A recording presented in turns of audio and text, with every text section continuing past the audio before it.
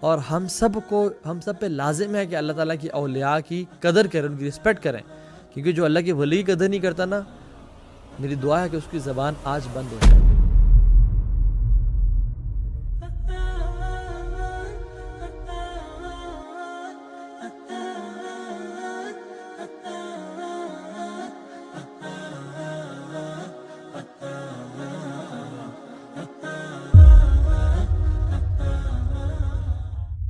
ٹھیک ہے جی، ہم بہت سے لوگوں سے سنتے ہیں کہ دیکھیں نا جی، ٹھیک ہے آپ ہمیں کہتے ہیں کہ اللہ سے شرک نہیں کرنا چاہیے، اللہ اکیلا خالق ہے، مالک ہے، رازق ہے، اولاد دینے والا ہے، رزق دینے والا ہے، لیکن جی ہم تو فلاں شخص کے پاس جاتے ہیں، وہ بڑی کرامات والے ہیں، وہ بڑے عطاؤں والے ہیں، وہ بڑا نوازنے والے ہیں، ان کے در پہ بہت سارے لوگ ہیں اور اولاد لے کے آئے اور رزق لے کے آئے، تو یہ کیوں نہیں جائز؟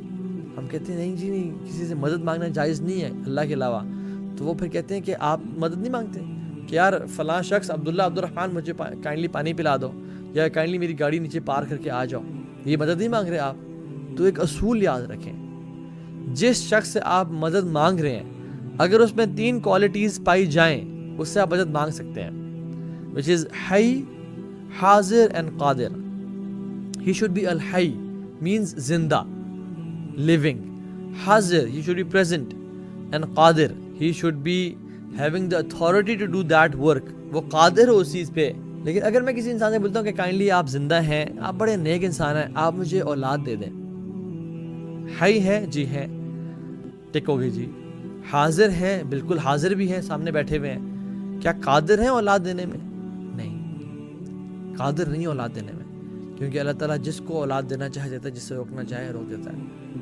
ایک شخص جو قبر میں ہے، چاہے بہت بڑا اللہ کا ولی ہے، اور ہم سب پہ لازم ہے کہ اللہ تعالیٰ کی اولیاء کی قدر کریں، ان کی رسپیکٹ کریں، کیونکہ جو اللہ کے ولی کی قدر نہیں کرتا نا، میری دعا ہے کہ اس کی زبان آج بند ہو جائے، کہ جو اللہ کے ولی کی قدر، جس کا جو اللہ کا ولی ہے، جو اللہ کے ولی کو دشمن بناتا ہے، اللہ تعالیٰ کو دشمن بنا رہا ہے، وہ کہ اللہ کے دوست کو دشمن بنا رہا ہے۔ لیکن ان لوگوں نے، اللہ تعالیٰ کے اولیاء نے کبھی ہمیں یہ نہیں کہا کہ مجھ سے مانگنا، یا میرے سے سوال کرنا، یا میرے سے ہیلپ سیکھ کرنا، کبھی ایسا نہیں کہا۔ یہ ہم ہیں جو کہ جہالت میں ان سے مانگنے شروع ہو گئے ہیں۔ میں قبر پہ اگر جاتا ہوں جہاں پہ بہت بڑا اللہ کے ولی فوت ہوئے پہ ہوں، تو جا کے میں ان سے کہتا ہوں کہ میری بگڑی بنا دیں، میری مشکل پوری کر دیں، میری حل کر دیں۔